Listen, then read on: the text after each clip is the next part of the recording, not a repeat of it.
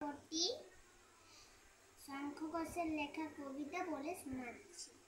মিথ্যে কথা। লোকিয়া নাই ভালোই বলে, দিব্যি চর্বসই, দোষের মধ্যে একটু নাকি মিথ্যে কথা কই। ঘাটশিলাতে যাবার পথে ট্রেন ছুটছে যখন, মায়ের কাছে বাবার কাছে করছি বকম বকম। ও মা, মাঠের মধ্যে চলন্ত সব গাছে এক এক রকম ভঙ্গি ফুটে এক এক রকম নাচে।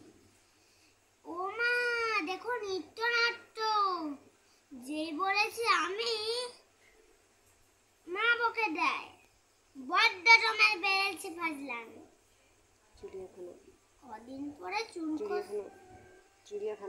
চিড়িয়াখানার নাম জানো তো?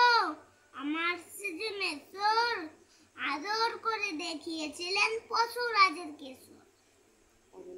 কদিন পরে চোর খাজানো দেওয়াল জুড়ে একই, ঠিক হবে কাল সেই রকম মূর্তি যেন দেখি। কাছের মধ্যে যেই বলেছি আমি সুরঞ্জনার কাছে, জানিস আমার ঘরে সিংহ বাঁধা আছে।